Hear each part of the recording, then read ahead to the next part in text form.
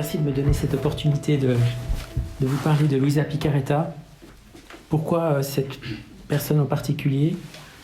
Mon expérience personnelle, c'est que j'ai découvert cette personne il y a à peu près 2 ans. Et moi qui suis quelqu'un qui m'intéresse beaucoup à la spiritualité, au mystique, aux révélations privées, je pense avoir une certaine connaissance dans ce domaine, j'avais jamais entendu parler d'elle. Et donc c'est un concours de circonstances assez fortuit qui m'a fait découvrir cette personne et puis les textes qui ont été écrits sous la dictée du ciel, on peut dire, par elle. Et quand j'ai commencé à creuser et à découvrir quel était le message dont elle était porteuse, j'ai été abasourdi par la force et l'importance en fait de ce message. Abasourdi d'autant plus que finalement c'est quelqu'un qui n'est pas encore vraiment connu.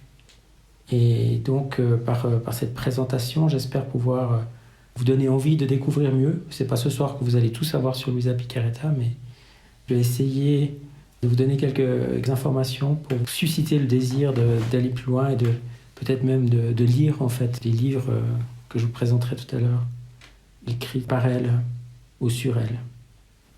Je vais principalement lire un texte parce que je me sens pas forcément de parler comme ça d'abondance de cœur ou sur la base de simples notes. Je suis pas un spécialiste de Luisa Picarreta, mais juste quelqu'un qui a envie de la faire découvrir. Et donc, la présentation ici, j'espère que j'aurai le temps de tout lire, si jamais j'abrégerai un peu.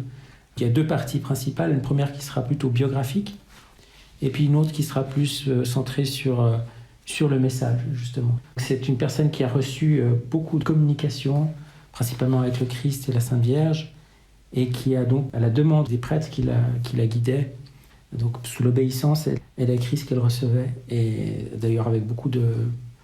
Ça lui demandait un effort de le faire, parce qu'elle aurait préféré, disons, garder ça pour elle, comme un secret du cœur avec le ciel. Mais il y avait vraiment une volonté, non seulement du Christ, mais de son directeur spirituel d'écrire.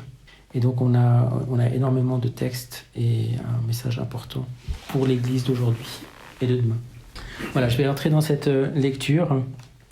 Puis je vais essayer de rendre la chose le plus vivante possible. Et puis si vous avez des questions au cours de route, n'hésitez pas à intervenir. Je ne sais pas si je pourrais vous répondre, mais moi, ça donnera peut-être un côté plus vivant à la présentation. Au cours de l'histoire de l'Église, Dieu a suscité des âmes privilégiées à qui il confia une mission spéciale. Sainte Marguerite Marie pour la dévotion au Sacré-Cœur, Sainte Faustine pour la dévotion à la miséricorde divine, etc. Nous allons raconter ici la vie d'une de ces âmes privilégiées dont la cause de béatification est présentement en cours à Rome. La servante de Dieu Luisa Picarreta, qui avait reçu de Dieu la mission de faire connaître et aimer la divine volonté, pour que la demande du Notre Père s'accomplisse, que votre règne arrive, que votre volonté soit faite sur la terre comme au ciel. Ou en d'autres mots, ce qu'est le royaume de Dieu sur terre, ce qu'est la volonté de Dieu accomplie sur la terre comme au ciel, et comment on peut vivre totalement immergé dans cette divine volonté. Donc dans ce paragraphe introductif, on a déjà l'essentiel, on va dire, de ce message, qui est vraiment en fait lié à comment vivre dans la divine volonté. Dieu veut nous donner cette capacité en fait de vivre pleinement la divine volonté, et c'est à travers Luisa Picarreta que la grâce est donnée à l'humanité. Et donc un point important, c'est une personne dont le procès de canonisation est en cours. Toute la phase diocésaine a déjà été effectuée. C'est pour ça qu'on peut l'appeler la servante de Dieu. Elle a déjà reçu une sorte de niveau d'accréditation de la part des autorités compétentes. T'as dit bienheureuse ou... Non, elle n'est pas encore... Alors, c'est la cause, c'est-à-dire tout le travail qui consiste à vérifier les vertus de la personne.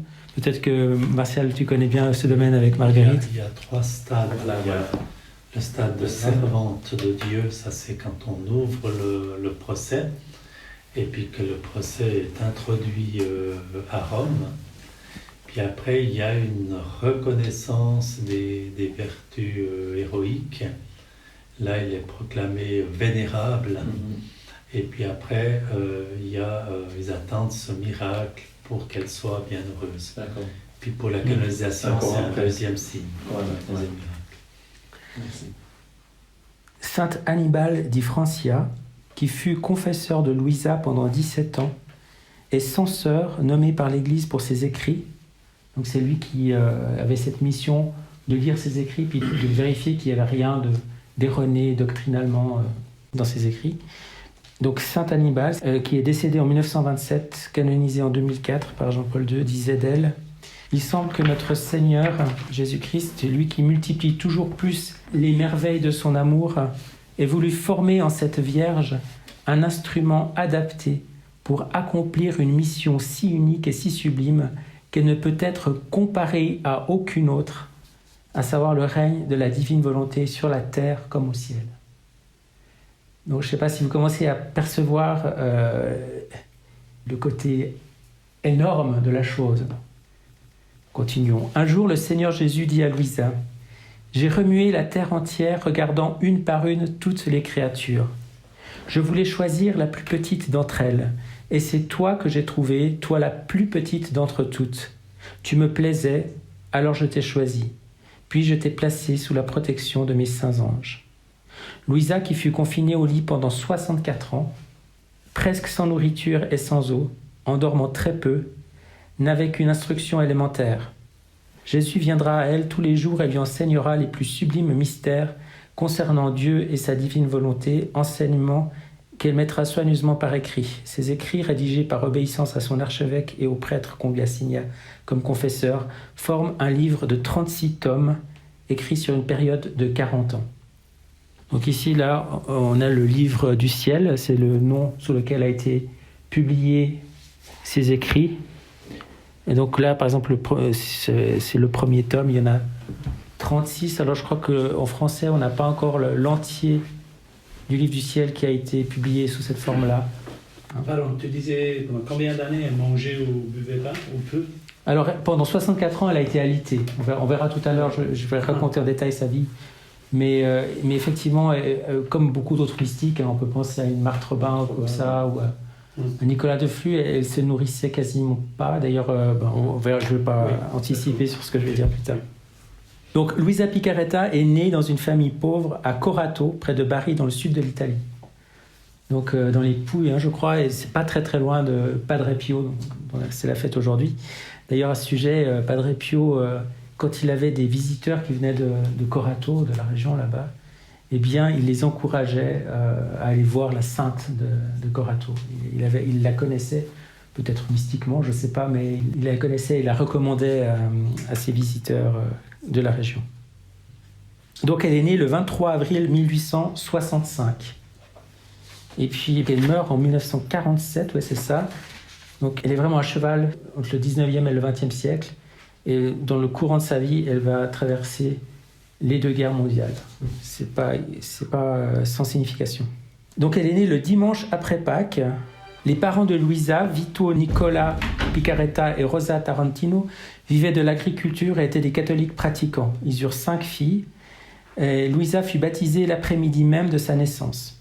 Le père et la mère de Luisa seront décédés en mars 1907, à 10 jours d'intervalle, quand Luisa était âgée de 42 ans.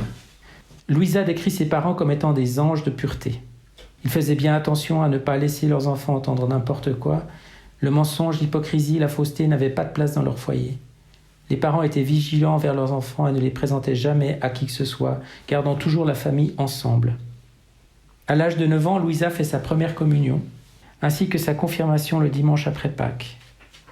Dès son jeune âge, elle nourrit un grand amour pour l'Eucharistie et passe des heures à l'église, agenouillée et immobile, tout absorbée en contemplation devant le très saint sacrement.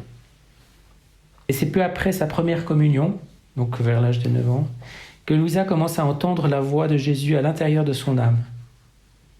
Jésus lui enseignait des méditations sur la croix, l'obéissance, sa vie cachée à Nazareth, les vertus et plusieurs autres sujets, la dirigeant et la corrigeant quand il le jugeait nécessaire. Donc dès ce jeune âge, elle reçoit du Christ un enseignement spirituel approfondi pour la préparer à sa mission, on peut dire. Graduellement, Jésus l'amena à un détachement d'elle-même et de tout. Dès son plus jeune âge, Jésus lui enseigna l'immense valeur de la souffrance, acceptée volontairement, et celle de la prière d'intercession pour autrui. Luisa aimait vénérer les plaies de Jésus et désirait souffrir pour lui. Il lui arrivait de baiser les saintes plaies de ses pieds, de ses mains, de son côté, et alors les plaies disparaissaient. De cette manière, Jésus lui faisait part du soulagement et du réconfort qu'il pouvait lui procurer face à ses souffrances. Un jour, à peine âgée de 13 ans, Louisa travaillait chez elle tout en méditant intérieurement sur la passion de Jésus. Soudainement, elle devint oppressée et sortit sur le balcon au 2e étage de la maison pour prendre un peu d'air. C'est alors qu'elle eut une première vision en regardant en bas dans la rue. Elle vit une foule immense et au milieu de la foule, Jésus transportant péniblement sa croix. La foule le poussait et le maltraitait de tous côtés. Jésus aussi cherchait son souffle. Il avait le visage tout couvert de sang, dans une attitude qui faisait pitié à voir. Soudainement, Jésus la regarda et lui dit « Âme, aide-moi ». C'est alors que l'âme de Louisa fut remplie de compassion pour Jésus. Elle revint à sa chambre et pleura abondamment. Elle dit alors à Jésus qu'elle voulait souffrir ses peines afin de le soulager, parce que ce n'était pas juste que Jésus souffrit autant par amour pour elle, pauvre pécheresse, et qu'elle ne souffre rien pour l'amour de lui. Alors commencèrent ces premières souffrances physiques de la passion de Jésus, quoique cachées. De 13 à 16 ans, Louisa livra une bataille féroce contre les démons, luttant contre leurs suggestions infernales, leurs railleries, leurs tentations. Louisa résista vaillamment à leurs attaques.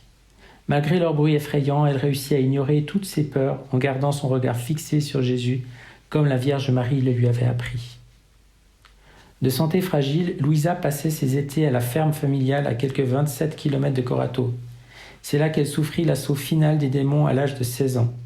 L'attaque fut si violente qu'elle en perdit connaissance.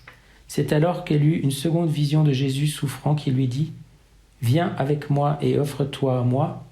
Viens devant la justice divine comme victime de réparation pour les nombreux péchés commis contre elle, en sorte que mon Père puisse être apaisé et qu'il puisse accorder la conversion aux pécheurs. » Et Jésus ajouta ceci, 2 choix s'offrent à toi, des souffrances sévères ou des souffrances plus légères. Si tu refuses la forme sévère, tu ne pourras participer aux grâces pour lesquelles tu as combattu si bravement. Mais si tu acceptes, je ne te laisserai jamais seul et je viendrai vivre en toi pour souffrir tous les outrages commis contre moi par les hommes. Ceci est une grâce très particulière qui n'est donnée qu'à quelques personnes, parce que la majeure partie n'est pas préparée à entrer dans le champ de la souffrance. Deuxièmement, je te permets de t'élever à autant de gloire que de souffrances communiquées à toi à travers moi. Et enfin, je te donnerai l'assistance, le soutien et le réconfort de ma très sainte mère, à qui fut accordé le privilège de te prodiguer toutes les grâces nécessaires selon ta docilité et ta réciprocité. Bref, donc Louisa est appelée à devenir une âme victime, comme on les appelle. Alors Louisa s'offrit généreusement à Jésus et à Notre-Dame des douleurs, prête à se soumettre à tout ce qu'il voudrait d'elle. Quelques jours plus tard, Louisa reçut de Jésus la couronne d'épines qui lui causa des spasmes douloureux, l'empêchant de prendre et d'avaler toute nourriture. Dès lors, Louisa vécut dans une abstinence presque totale de nourriture jusqu'à sa mort, ne se nourrissant que de l'Eucharistie. À cause des souffrances de plus en plus fortes de la passion de Jésus, Louisa perdait souvent conscience. Son corps devenait rigide, quelquefois durant plusieurs jours, jusqu'à ce qu'un prêtre la ramène de son état de mort apparente. Par la bénédiction du prêtre et au nom de la sainte obéissance, Louisa revenait à elle. Ça, c'est un aspect tout particulier et très, très impressionnant. C'est qu'elle était vraiment dans un état rigide et seule la bénédiction d'un prêtre pouvait la faire revenir en fait à une vie normale. Et c'était pour elle une grande humiliation, non seulement parce qu'elle devait souffrir après beaucoup de prêtres qui doutaient de ça et qui pensaient que c'était une hystérique ou une fabulatrice et qui étaient très dérangés de devoir aller chez elle régulièrement. Et donc ça a été une source aussi de grande peine. À 22 ans, Jésus lui dit « Bien-aimé de mon cœur, si tu acceptes de souffrir non plus par intervalle comme dans le passé, mais continuellement, j'épargnerai l'humanité. Je te placerai entre ma justice et l'iniquité des humains. Quand j'exercerai ma justice en envoyant une multitude de catastrophes sur eux, te trouvant au milieu, c'est toi qui seras touché et eux seront épargnés. Autrement, je ne pourrai pas retenir le bras et la justice de Dieu plus longtemps. » Louisa accepta et c'est ainsi qu'elle fut alitée pour le reste de sa vie, soit plus de 64 ans. C'est sa sœur cadette, Angela, demeurée célibataire, qui prit soin de Louisa durant toute sa vie. À cette époque, Louisa prenait encore un peu de nourriture qu'elle vomissait aussitôt. Mais, chose extraordinaire, la nourriture réapparaissait tout entière dans l'assiette, et plus belle qu'auparavant. Son 5e et dernier confesseur, Don Benedetto Calvi, certifie un autre phénomène extraordinaire. Durant les 64 ans qu'elle fut alitée, jamais elle n'eut d'escar. Louisa donc ne s'est jamais mariée. À 23 ans, elle reçut la grâce du mariage mystique, le 16 octobre 1888. Épouse crucifiée, Louisa ne devint jamais religieuse comme elle le désirait, mais Jésus lui dit qu'elle était la vraie religieuse de son cœur. Le 8 septembre 1889, 11 mois plus tard, ce mariage fut renouvelé au ciel en présence de la Très Sainte Trinité. C'est à cette occasion que Louisa reçut pour la première fois le don de la divine volonté. Dès son adolescence et tout au long de sa vie, Louisa se vit assigner 5 confesseurs nommés par différents archevêques de son diocèse et qui se succédèrent auprès d'elle jusqu'à sa mort. Les écrits de Louisa. Don Gennaro di Gennaro, curé de la paroisse Saint-Joseph, fut le 3e confesseur de Louisa Picaretta de 1898 à 1922. Percevant les merveilles du Seigneur sur son âme, il ordonna à Louisa de mettre par écrit tout ce que la grâce de Dieu opérait en elle. Toutes les raisons d'échapper à cette obligation d'écrire furent vaines pour Louisa, même ses capacités littéraires limitées ne furent pas un motif suffisant pour la dispenser d'écrire. C'est ainsi que le 28 février de l'année 1899, Louisa commença à rédiger son journal. Le dernier cahier fut achevé le 28 décembre 1938, date à laquelle son 5e et dernier confesseur, Don Benedetto Calvi, lui ordonna de cesser d'écrire. Pendant 40 ans, Louisa écrivit en tout 36 volumes qui constituent fondamentalement son journal autobiographique, dont le titre fut donné par Jésus lui-même, Le royaume du fiat au milieu des créatures, le livre du ciel. Et Jésus ajouta un sous-titre en disant au confesseur extraordinaire de Louisa, qui était Saint Annibal di Francia, « Mon fils, le titre que tu donneras au livre que tu feras imprimer concernant ma volonté divine sera « Le rappel des créatures à l'ordre, au rang et au but pour lesquels elles ont été créées par Dieu. » Un aspect exceptionnel de tout cela, c'est que donc ce don de vivre dans la divine volonté qui est offert aux hommes et dont Louisa est la première en fait à recevoir cette grâce comme une sorte de porte d'entrée. Mettons à part la Sainte Vierge qui était déjà aussi pleinement dans sa part la grâce de l'Immaculée Conception. Mais il s'agit en fait de revenir, et comme le dit le titre, là, le rappel des créatures à l'ordre, au rang et au but pour lesquels elles ont été créées par Dieu. C'est un rappel vers l'état originel de la création de l'homme.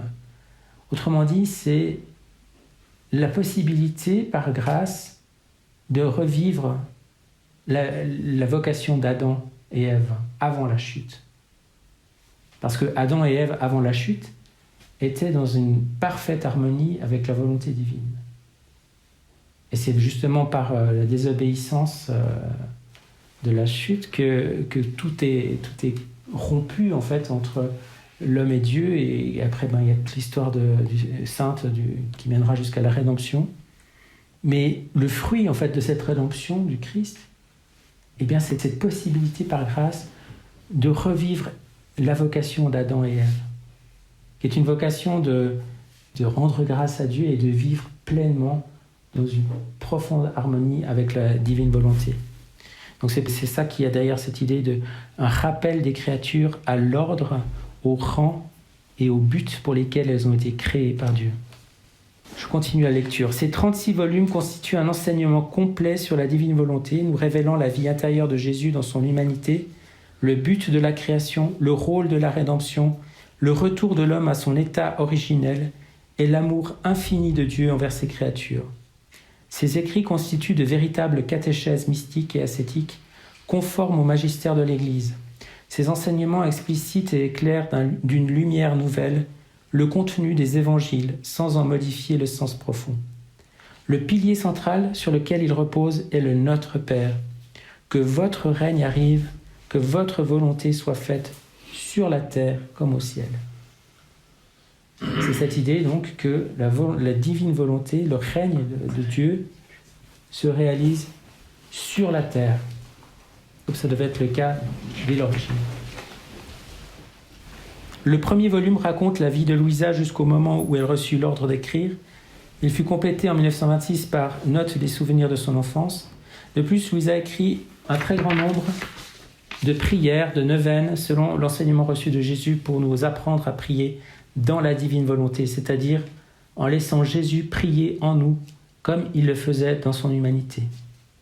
À la demande de saint Annibale di Francia, vers l'année 1913 ou 1914, elle écrivit « Les heures de la Passion », auxquelles elle ajouta des réflexions pratiques quelques années plus tard. Ces heures furent publiées une première fois en 1915. Il y eut 6 éditions publiées en italien qui reçurent l'imprimature. Les heures de la Passion, c'est donc, ça s'appelle aussi l'horloge de la Passion dans certaines traductions. C'est les 24 heures entre le jeudi soir et le moment, je crois que ça se termine par la mise au tombeau. Et c'est des descriptions en fait assez réalistes, mais aussi assez mystiques, on va dire, et avec une grande, j'allais dire sentimentalité, je ne sais pas si c'est le bon terme, mais voilà, avec le cœur aussi de ces heures que le Christ a vécues. Et donc on accompagne le Christ à travers ces 24 heures de sa passion.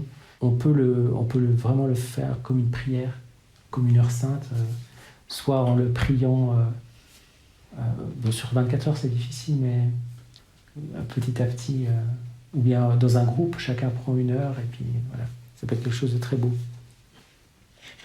Louisa écrivit aussi 31 méditations pour le mois de mai, ayant pour titre « La Vierge Marie dans le royaume de la divine volonté ». C'est le livre bleu. Elle compléta ses méditations le 6 mai 1930. Louisa écrivit également plusieurs lettres et elle entretint surtout dans les dernières années de sa vie une importante correspondance avec des âmes pieuses qui profitèrent de ses conseils et des lumières qu'elle avait reçues de Jésus pour apprendre la façon de vivre et de prier dans la divine volonté. Chaque jour, la messe était célébrée dans la chambre de Louisa, ce qui était vraiment exceptionnel à l'époque. C'est le pape Pie X, qui lui octroya cette permission. Il faut savoir que saint Annibale de Francia, il a lu devant Pie X des extraits des 24 heures de la Passion. Et pour l'anecdote, Pie X aurait dit « Il faut se mettre à genoux, c'est Jésus ». Mort de Louisa. Louisa rentra à la maison du père à l'âge de 81 ans le 4 mars 1947, suite à une pneumonie qui dura 15 jours. Ce fut la seule maladie dont elle souffrit durant sa longue vie. Sa mort fut marquée de phénomènes extraordinaires. À cause des si nombreuses expériences de sortie hors corps de son âme durant toute sa vie, les médecins mirent 4 jours avant de la déclarer réellement morte. Comme à l'ordinaire, Louisa était assise droite dans son lit avec 4 oreillers derrière elle. Louisa ne s'appuyait jamais sur ceux-ci parce qu'elle n'avait pas besoin de sommeil. Il fut impossible de l'allonger, même avec l'aide de plusieurs personnes. Seule sa colonne vertébrale était rigide. Il fallut donc construire une tombe spéciale en forme de L. Contrairement à la rigidité habituelle de son corps lorsqu'elle voyageait la nuit avec Jésus à travers le monde et les siècles, voilà que maintenant son corps était flexible. Les médecins pouvaient bouger sa tête dans toutes les directions sans aucun effort, lever les bras, plier ses poignets et ses doigts, demeurer souple. Il levait ses paupières et constatait que ses yeux étaient toujours brillants et non voilés. Louisa semblait encore en vie ou simplement endormie. Après de nombreux examens, les médecins finirent par constater son décès. Elle demeura ainsi durant 4 jours sur son lit de mort sans aucun signe de décomposition, bien qu'elle n'ait été aucunement embaumée. Le 7 mars 1947, 3 jours après sa mort, sa dépouille mortelle fut donc exposée pendant encore 4 jours à la vénération des fidèles, venus de partout à travers le monde par milliers rendre un dernier hommage à Louisa, la Santa. C'était le nom qu'on lui donnait à l'époque dans sa ville. Elle était reconnue comme étant la Sainte. Ses funérailles furent un vrai triomphe. Tout le clergé séculier et religieux accompagna sa dépouille jusqu'à l'église mère, où la liturgie funèbre fut célébrée. Le 28 mars 1994, un grand saut en avant, les écrits de Louisa reçurent le non obstare, pas d'empêchement, du cardinal Ratzinger, préfet de la Congrégation de la doctrine de la foi. À la demande du Vatican, le 20 novembre de la même année, en la fête du Christ roi, Monseigneur Cassatio, archevêque de Tarny, ouvrit officiellement le procès de béatification qui s'est terminé en 2005 et la décision finale appartient donc maintenant au Saint-Père. Et ce passage se termine par une prière pour implorer la béatification de la servante de Dieu, Louisa Picaretta. Je vous donnerai le document à la fin de la soirée. On passe à la deuxième partie de cette présentation. Maintenant, on va plus se concentrer sur le contenu. On l'a déjà évoqué un peu, mais je vous lis donc ce petit texte. Le Seigneur prépare l'établissement de son règne pour que notre condition humaine retrouve sa splendeur première et que la terre revienne au premier temps de sa création. Nous sommes à l'aube de la plus belle époque de tous les temps, nous faisant entrer dans l'âge d'or du christianisme depuis si longtemps prophétisé. C'est quelque chose qui est en rapport avec ce qu'on appelle aussi le triomphe du cœur immaculé de Marie, si on peut dire. Le temps prévu par Dieu pour le 3e fiat de la sanctification est arrivé. Luisa Picaretta reçut le cadeau de la volonté divine le 8 septembre 1889 qui inaugurait l'ère du royaume de la volonté divine sur la terre selon le décret divin. Jésus dit à Luisa : « Avant de quitter la terre, j'ai fait une promesse très solennelle, celle du royaume de la divine volonté. Je l'ai faite par la prière du Notre Père en demandant que son règne vienne et que sa volonté soit faite sur la terre comme au ciel. Je veux donner ma volonté en tant que vie pour offrir aux créatures le plus grand bien que je puisse accorder et pour recevoir la grande gloire d'avoir les enfants de ma volonté dans notre royaume. » Fin de citation. Le grand enjeu contemporain se déploie entre deux orientations diamétralement opposées. 1. Les visées de la globalisation par les élites mondialistes, ou 2. La poursuite du royaume de la divine volonté. Ainsi Jésus dit à Luisa : « Ô monde unique, tu fais tout pour m'évincer de la surface de la terre, pour me bannir de la société, des écoles et des conversations. Tu conspires pour démolir les temples et les autels, pour détruire mon église et tuer mes ministres. De mon côté, je prépare pour toi une ère d'amour, l'ère de mon 3e fiat. Pendant que tu tenteras de me bannir, je viendrai par derrière et par devant pour te confondre par l'amour. Partout où tu m'auras banni, j'érigerai mon trône et je régnerai plus qu'avant et d'une manière qui te surprendra, jusqu'à ce que tu tombes au pied de mon trône, foudroyé par mon amour. » Jésus dit encore à Luisa : « Je ne pourrais accorder une plus grande grâce en ces temps si troublés et de vertigineuses descentes dans le mal. » Il disait ça en 1926. « Que de faire connaître que je veux donner le grand cadeau du royaume du suprême fiat et confirmer que je le prépare en toi avec tant de connaissances et de dons afin que rien ne manque au triomphe de ma volonté. » Je ne sais pas si c'est dit plus loin, mais je voulais juste faire un petit aparté pour bien expliquer ce qu'on entend par 3e fiat. Je ne sais pas si cette expression vous a peut-être étonné. Par 3e fiat, on entend donc c'est entrer dans la vie de la divine volonté, parce que fiat, en latin, veut dire ainsi soit-il. Voilà. Et qui a prononcé fiat dans la Bible ? Marie. Marie. Et qui encore ? Dieu lui-même, fiat lux, exactement. Ça, c'est le premier fiat, fiat lux, le fiat de la création, qui est aux origines. Hein, c'est le fiat, on peut dire le fiat du Père, quelque part, ou en tout cas le fiat de la création. Le 2e fiat, eh bien, c'est le fiat, effectivement, prononcé par la Mère de Dieu, et aussi par le Fils, par le Fils qui vient s'incarner. Me voici, je viens faire ta volonté, selon le psaume 2, je crois. Donc le fiat de la rédemption. Et le 3e fiat, qui peut être appelé le fiat de la sanctification, et on voit qu'on peut approprier ces fiat aux différentes personnes de la Sainte Trinité, le Père, le Fils et l'Esprit Saint. Donc c'est le fiat aussi de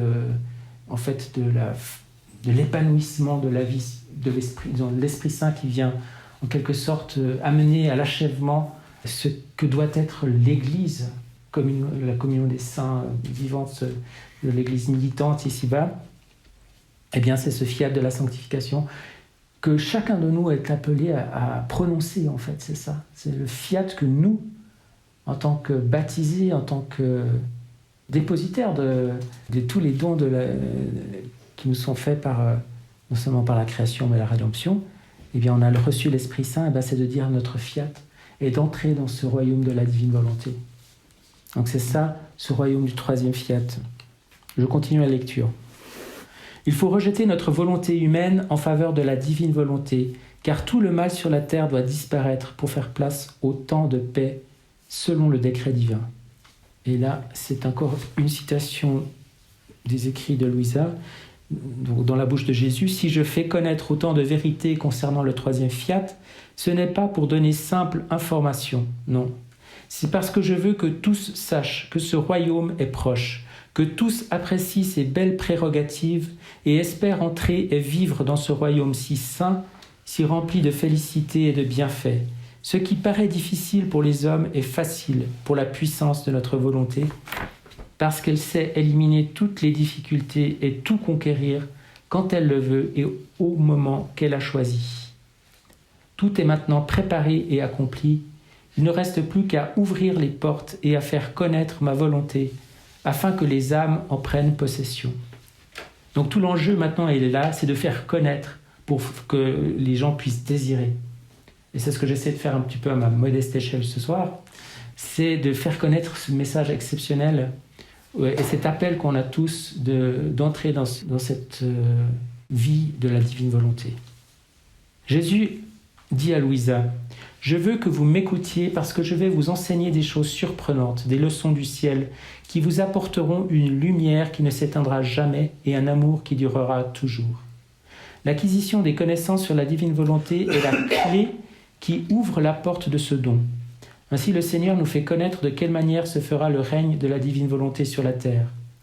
Je veux que soient connus les effets de mon divin vouloir et ses avantages, la gloire complète de ma création et l'accomplissement final et définitif de la rédemption en dépendent.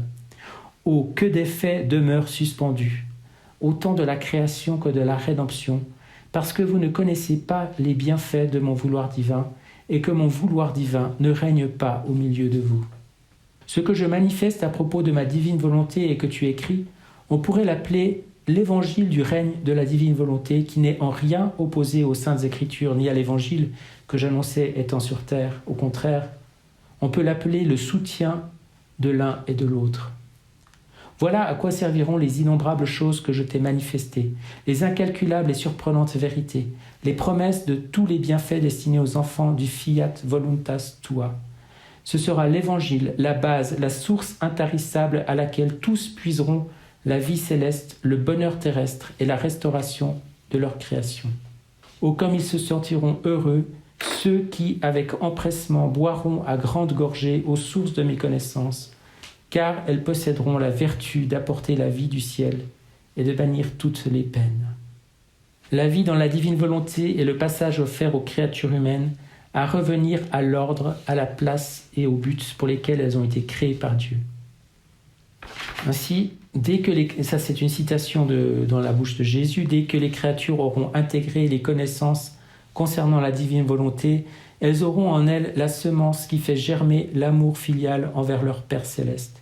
Elles sentiront ainsi notre paternité et comprendront que si nous voulons qu'elles vivent dans notre volonté, c'est parce que nous les aimons et désirons qu'elles participent à nos biens divins. Notre paternité aspire, soupire, brûle d'envie d'offrir ce don, afin que la volonté divine soit une avec ses enfants.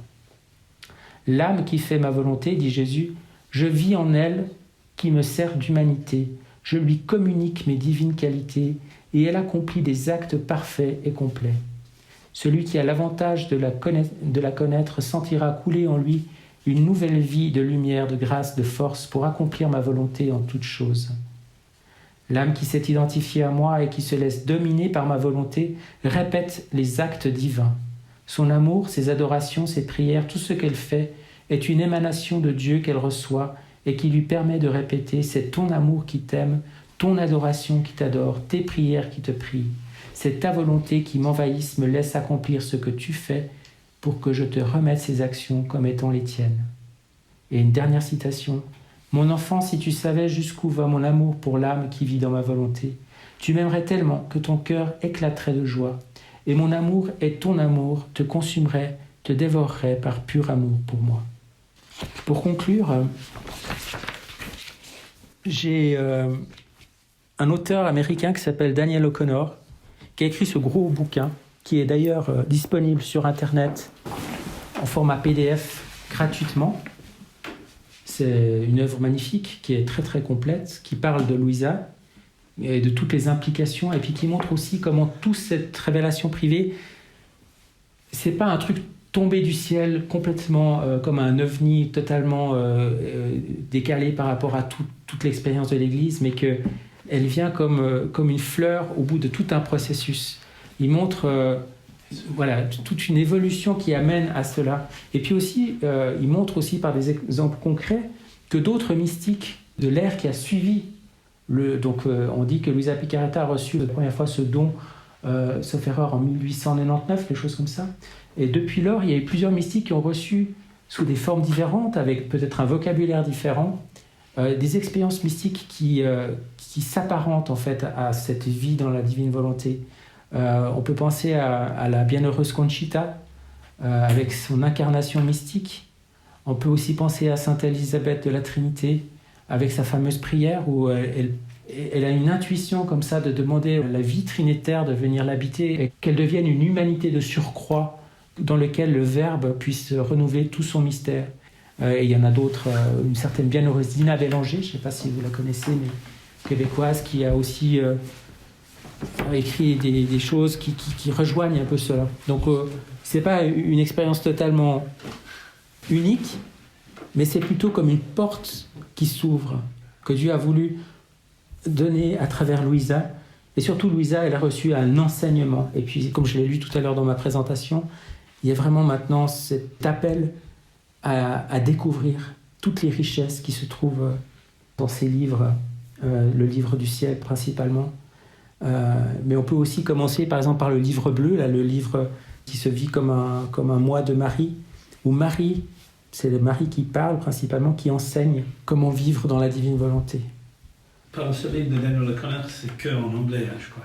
C'est qu'en anglais. Par contre, il a écrit un résumé de ce livre, très résumé, de 100 pages, de format comme ça. J'ai traduit ce livre. Il est en train d'être revu par les éditions du Parvis. J'espère qu'ils diront oui. Parce que c'est vraiment très, très, très intéressant. Il montre combien aussi cette révélation privée, on peut dire il y a le sceau de l'authenticité, même si pour l'instant, évidemment, l'Église n'a pas prononcé un jugement définitif, non seulement sur sa sainteté, mais également sur les écrits, bien qu'ils ont été publiés avec l'imprimatur et tout ça. Hein. Et puis qu'un de ses plus fervents apôtres, ça a été le prêtre Saint Hannibal, qui est donc aujourd'hui un prêtre canonisé. Il y a aussi, pour ceux qui promeuvent la cause de Luisa, des citations de différents papes, et notamment de Jean-Paul II, qui sont un prophétisme autour de cette nouvelle sainteté qui est appelée à germer dans l'Église. Cette nouvelle sainteté étant la vie dans la divine volonté. Daniel O'Connor a aussi fait un travail d'apologétique dans le sens qu'il essaie de déminer toutes les objections et les contradictions, parce que évidemment avec un tel message, il y a forcément des personnes qui s'y opposent et puis qui essaient de montrer combien tout ça correspond pas à la doctrine de l'Église, des choses comme ça. Notamment toute la question de ce règne de la divine volonté qui est prophétisé, qu'on appelle aussi l'ère de la paix. Je ne sais pas si vous êtes familier avec ce concept, mais qui est souvent confondu avec une forme de millénarisme, qui est une hérésie qui a été condamnée depuis très très longtemps dans l'Église. Et donc il s'agit de bien montrer que ce n'est pas du tout l'idée d'un millénarisme, donc avec un retour du Christ dans la gloire sur terre, etc. Mais il y a vraiment quelque chose. Donc il y a plusieurs points théologiques qui sont traités aussi pour démonter les arguments de ceux qui s'opposent à Luisa et au message. Cette ère de la paix, c'est finalement, en deux mots, on va vivre dans une ère. Règne. C'est le nouveau règne. Oui, alors ça a plusieurs termes, mais c'est l'idée que maintenant on va vivre, on est entré, je crois que tout le monde le réalise, dans une ère de forte tribulation et probablement qu'on peut appeler des châtiments qui vont changer radicalement la vie humaine et la surface de la Terre. Et dans un second temps, une fois que tout ça se sera passé, il y aura une résurgence de l'Église, de la foi, et qui sera justement ce qui est pour l'instant peu connu sera la norme. C'est-à-dire que cette Église, premièrement, sera unifiée. Il n'y aura plus des protestants, des orthodoxes, mais il y aura une Église qui sera l'Église du Christ. Et puis on vivra pleinement ce message de la vie dans la divine volonté. On revivra en fait dans la grâce ce que Adam et Ève avaient reçu au moment de la création. Donc dans une union très très forte avec le Seigneur. Mais ce ne sera pas encore la vie du ciel, évidemment. Et comme le dit très bien Daniel O'Connor, parce que certains disent ouais, mais c'est une forme de ciel adapté au monde ici-bas, et puis comme si ça faisait un peu double emploi avec le ciel. Il dit mais non, parce qu'on sera justement débarrassé de tout ce qui nous empêche d'être aujourd'hui vraiment centré sur le Seigneur, d'être voilà, on n'aura plus. Ouais, ça veut dire que le péché existerait toujours. Disons, on ne serait pas pur, mais dans une grâce où on sera vraiment orienté vers le Seigneur et où on désirera d'autant plus le ciel. Mais dans l'Évangile, dans la Bible, ils en parlent de cette terre de la paix. Un évangéliste évoque ça. On peut se raccrocher à... On parle, donc il y a une notion de fin des temps, qui n'est pas la fin du monde. Et il viendra après des châtiments liés au péché de l'homme. Il y a une fin des temps et après il parle d'un temps de bonheur, de quiétude, de paix si on veut. C'est exprimé par plusieurs mystiques. Mama Rosa l'a exprimé peut-être plus simplement, plus concrètement. Enfin, c'est la Vierge à travers ses messages, elle fait allusion beaucoup à cela, quoi. Qu'il y aura des conversions, mais c'est quand même perçu comme un... C'est là qu'il faut être très prudent parce qu'il y a plusieurs courants. Il y a les adeptes d'une religion mondiale, et je pense pas que c'est ça. Il y a toujours les forces du mal qui contrecarrent, quelque part. Hein. C'est quand même un retour à la foi catholique. Marthe Robin va jusqu'à dire que les musulmans reviendront par Marie. Par Marie, précise là. Elle est aussi très contestée ces temps par un carme. Oui, j'ai vu ça. Beaucoup de mal. Oui, il est décédé. Ils ont retrouvé son manuscrit sur sa table. Toujours après. C'est Elisabeth, je crois, de la Trinité, justement. Mais ça a quelque chose à voir avec il n'y a pas ce temps où le diable sera enchaîné 1000 ans. Voilà, c'est ce que j'allais dire. C'est ce millénium qui est évoqué dans l'Apocalypse, effectivement. Et puis donc, si j'ai bien compris, ça sera effectivement pas le règne du Christ sur terre, mais un règne plutôt dans le cœur. Un règne, ou un règne eucharistique, c'est-à-dire vraiment dans le sens où, et là ça rejoint un peu une similitude pour moi, vraiment il y aura le Christ présent dans les tabernacles qui sera vraiment adoré. Et nous-mêmes, on participera en tant que baptisés, prêtres, prophètes et rois, on participera à ce grand sacerdoce, parce que, comme le dit la tradition, Adam avait une sorte de vocation sacerdotale, d'être le prêtre de la création. Et quelque part, l'Église tout entière sera dans cette... par la vie, dans la divine volonté, sera appelée justement à vivre cette dimension sacerdotale, mais qui n'est pas ministérielle, évidemment, mais qui est ce sacerdoce commun des baptisés, que Vatican II a remis bien en valeur.